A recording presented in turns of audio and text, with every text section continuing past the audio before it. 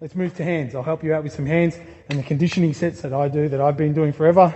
And then how we have developed it more so, again, with good, better, best, and keeping in mind what we're trying to achieve from it as well.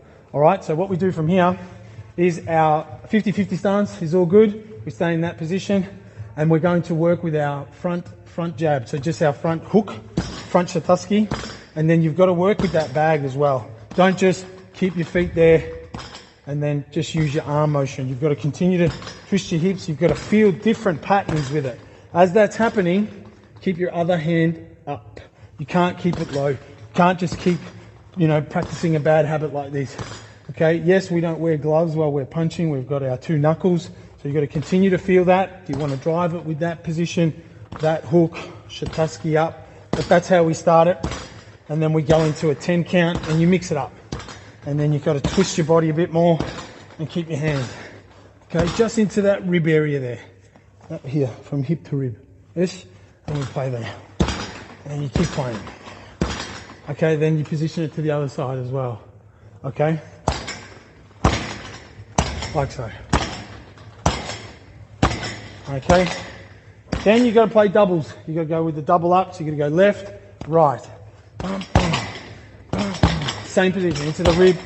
Just keep position. See how the bag's coming back? The bag's not going everywhere. And then you've got to learn how to just keep moving around it. And then other side as well. Right foot forward. And mix it up. Then you go into 3s. So from here we've got to go left, right, hook punch. Okay? 1, 2, boom. And then position it again. Watching my feet, knees and hips, and watch my body posture. Okay? Again, I'm not smashing it. And then we can move around.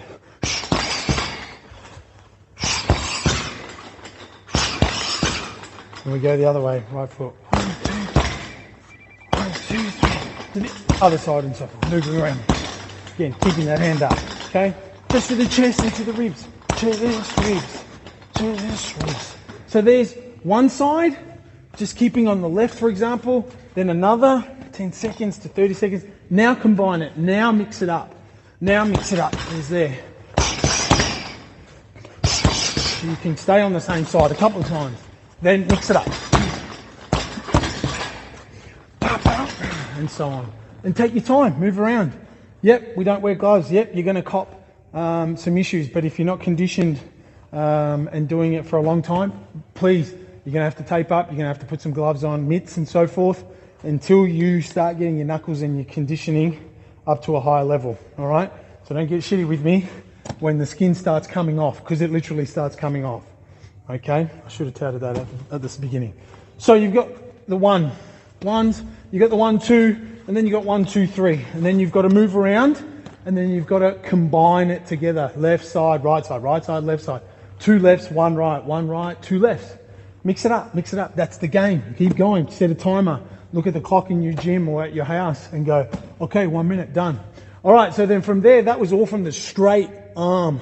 Straight jab, straight leg. Now I do the rear. Okay, so I'll show it from this side. So the rear is just, again, same motion, right? Let's go once, boom. Learn how to see where the fist is. Does it go under? Does it go through? Is it A to B punch? Is it a hook punch? Is it a shataski through? And then you start moving around. Again, positioning the front 2 knuckles. Don't go starting to do these ones on the side. They're going to just come straight off. That's not where it hurts. That's not where you strengthen it. Okay, so there's from the rear. Then I'll do the rear on this side. Okay, same deal. See how I'm just conditioning, moving, positioning, finding rhythm, making sure my hands are good. And my feet. And I'm not looking down, am I? Okay, have control. Okay, then next one with the rear is the 2-5.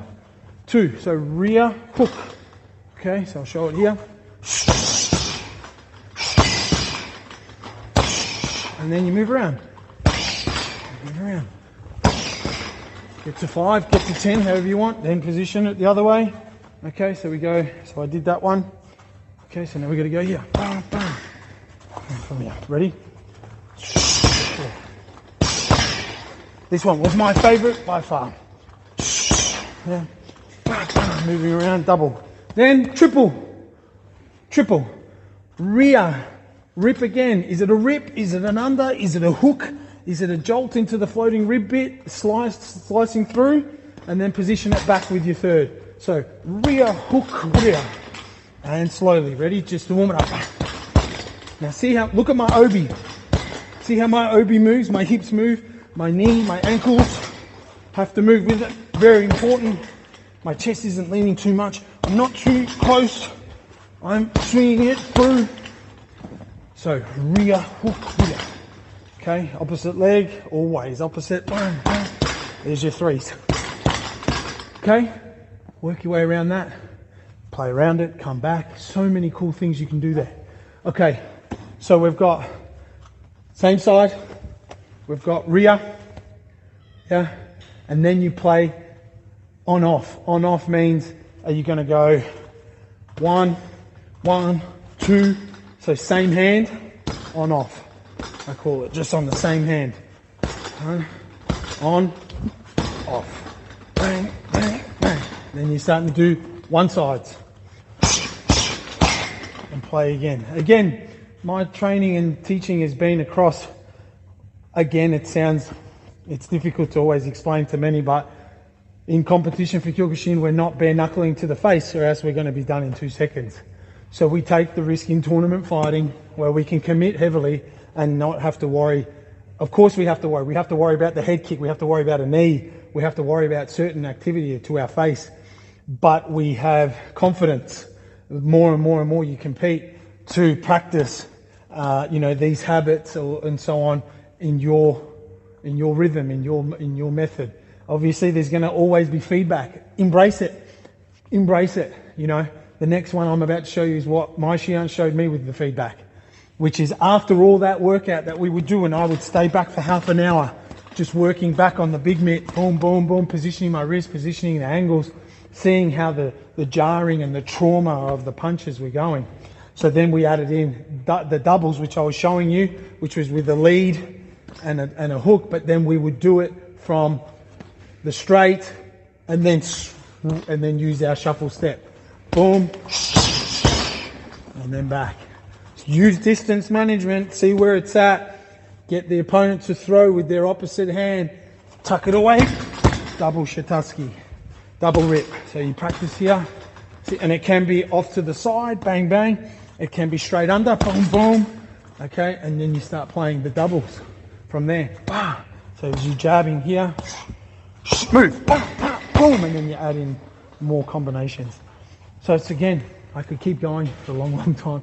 I told you it might go for a bit. I think I've gone way over. However, good problem for you that are learning and investing in this. So well done to you. Legs, knees, hands. Okay, there's multiple ways of conditioning this and taking it to another level. Good luck with it. Ask me questions. If you purchase this, jump on my Facebook page, DM me, send me something maybe. Show me how you're going. I help everyone with this. I love helping everyone with this more so, Send me something, a quick question, how's it going, what's happening. Those that have, not conditioned their hands to the way that I have, of course you're not going to do it that way. Put your mitts on, put your gloves, secure your wrists, or else you won't be doing it ever again because you will damage your wrists and so forth. But keep that as a positive feedback. Why is it that your wrists and your hands are weak? Which goes back to the push-up sets that we've been doing that you can go into. Have a look at that. See how I've strengthened for years. The push-ups and then coming back to the big bag. Okay, keep in mind different big bags in different gyms and venues. I took this concept after I think maybe 5 or 6 years, and then we got another bag and we put sand in it. Sand. And then with the sand would come down to here and go down to there, and talk about conditioning your shins there with like really hard, but not kicking it really hard. The bag was really hard and us just like this at times. And just staying back for 50 and then moving to the next bag and then practicing the mawashi again with the shin. Beautiful.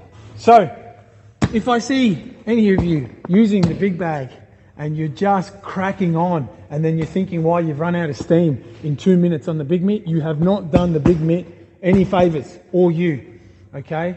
And you have to sometimes have a look at the Floyd Mayweathers and the elite guys when they're on the big bag. They have their moments of cannonballs, I call it, of grenades, where they're, you know, just dabbling and then shoo, shoo, and then boom, and then they get stuck into it, or they do a set, but traditionally they're very in rhythm with it, doing enough to feel it out and working all parts of the body. And then as you can see here, once you start putting it all together, you can play. And then these sets can last for 30 seconds or can last for a minute, right? And then away you go, moving around and then positioning it. Last one is more of an agility test, more of a routine to give you that breather after you do 30 seconds, is I used to push the bag and I'd practice my footwork. And then my hand positioning, right? And then coming back, all off to the outer and resume and trying to get that game going. Okay, very cool. And then using it in a manner of when I would go into open tournaments and you would have heavier people and then having their weight on you, but then trying to quickly move off as well. And dabbling, you know, that's me just showing you quickly here. I would, you know, try the punch moving around.